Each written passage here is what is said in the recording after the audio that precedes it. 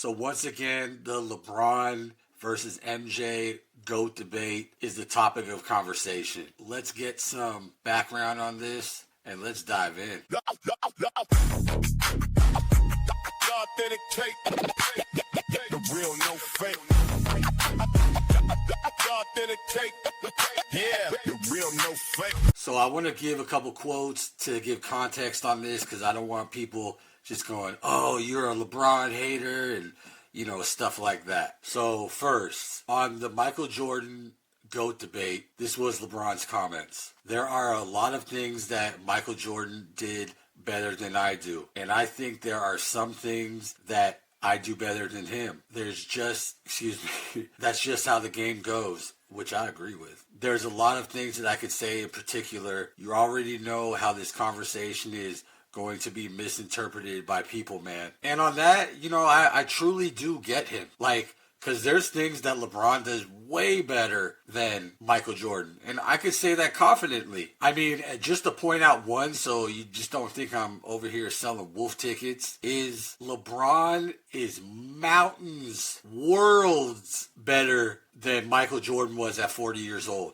Because Jordan, it was just kind of like cringe, like, he's still pretty good, but it's like, you could just tell your knees hurt. But LeBron is just like, he has maybe a couple minor injuries, but look what he's doing in the playoffs right now. It's completely incredible, honestly. And I think that's a credit to him because you've always heard how much he's really put into his body. I mean, like investing. They said that yearly he at least invests $1 million in his everyday recovery, training and everything like that. So that's a credit to him because maybe the only other player I've seen, play like this at this age is probably Barry Bonds. But Barry Bonds, he wasn't making any incredible, outfield, plays where you gotta, be really well conditioned and stuff. So basketball is a different beast, and the fact that LeBron is doing that at this age is honestly incredible. Okay, next. The ESPN interviewer, McMenamin, I think his name is, asked LeBron, has it been a burden as an adult that ambition, because now everybody brings it up? You can't escape the comparison. And LeBron James said, no, I think it's a very tiring conversation. It's barbershop talk. And funny how you have a barbershop show kind of talking about this here and there. But anyway, I get what he's saying, man. You've been hearing this since what? You've been maybe as young as 18 hearing this. And I get how it could be tiring, but it's just kind of funny because you're kind of the one that brings on this conversation, the whole, that is basically saying, oh, you're the king, you wear the crown. And who's the crown wearer, really? It's Michael Jordan. That's who everybody was always chasing, in this generation of new players. So you brought on the comparison. So I don't feel sorry for you. And then the last quote, LeBron says, you can look at both of us and say that you love us both without trying to crap, and he didn't say crap, on the other person. But usually it's crapping on me. Oh, poor LeBron. But I know for sure I've done my part in this journey, and more than anything, I hope. I don't know, but I hope I made him proud at least wearing that number 23. And to be quite honest, I think you did make him proud. It's really I have my own list of greats, but there's no way that LeBron isn't below the fifth person in my top greats. And that's another video for another day. But he's really done his thing. He should feel like he made Michael Jordan proud wearing that number because obviously the rest of the world, including myself, we looked up to Michael Jordan. When we played in sports, we were always oh, is number 23 available? So he's got to feel that way. And by him going, everybody's crapping on me. It's just that new age, that new generation that feels sorry for themselves, that is overly sensitive. And LeBron has kind of breeded the players these days to be overly sensitive when, back in the day in the MJ era or even a little bit, the Kobe era, players were just toughing it out. They zoned out what the media was saying and they just focused on what they had in front of them, what game they had, what playoff series, if they were in the finals and stuff like that. So I just think at times he's overly sensitive. And I know he's not the one bringing this up. He's getting asked these questions, but still, I kind of think stop feeling sorry for yourself. You're one of the greats that ever played in the NBA, and you earned that. So you don't need to feel sorry for yourself.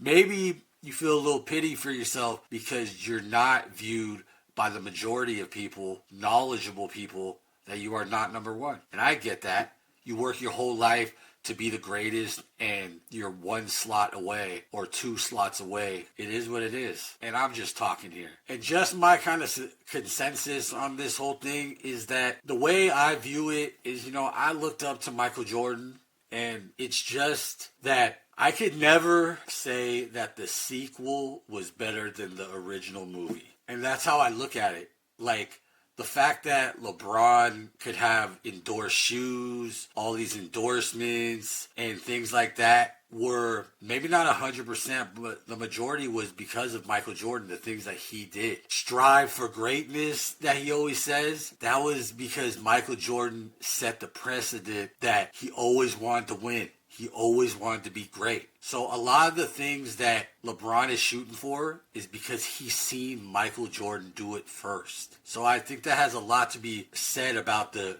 GOAT debate. And you feel free to pick who you want, but Michael Jordan did it first for me. And I gotta say that another thing that I think there's a difference between players, and even in another one of the quotes, LeBron said that we're two different players. And it's like, that's what everybody's been trying to tell LeBron, that maybe you should chase Magic, not Jordan. But Jordan always had that killer instinct. You've seen it in his eyes. And every time that his team needed a play, they went to him and he delivered. And you could argue things like LeBron early in his career kind of shied away from that. And that's why I always kind of compared him to a Magic, not a Jordan. Like a great facilitator. He's a monster, but a great facilitator first. So I think the killer instinct vibe in this whole thing is really something that can't be just taken lightly. But I don't want to say that LeBron doesn't have it. I just don't feel like he turns it on all the time. Like